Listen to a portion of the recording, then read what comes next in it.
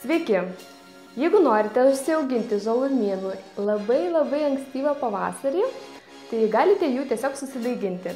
Skaidra mums papasakos, kaip tai padaryti. Yra 3 pagrindiniai etapai ir šitą būdą galite taikyti praktiškai visoms sėkloms susidaiginti. Taip kad žiūrėkite šitą video, netrukus papasakosim ir parodysim viską iš eilės.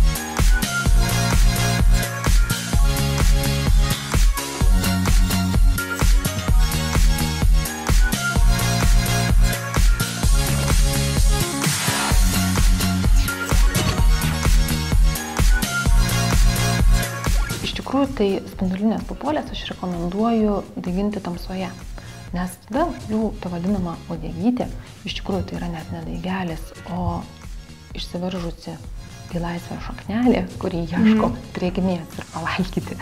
Tai tos sėklos būna jos traškesnės ir ta šaknelė būna sultinga, negu daiginta būtų šviesoje. Tai tiesiog namuose pasiėmėt stiklainį ir paslėpėt nuo svetimų akių. Dar paprasčiau. Į tamsą. Gerai, tai ačiū labai, Skaidra. Pasidalinkite jūs ir savo patirtim, rašykite čia tiesiog apačioje komentaruose, ką jūs esate susidaiginę ir kas jums labiausiai patinka. Na ir ką, susitiksim kitose video. Iki!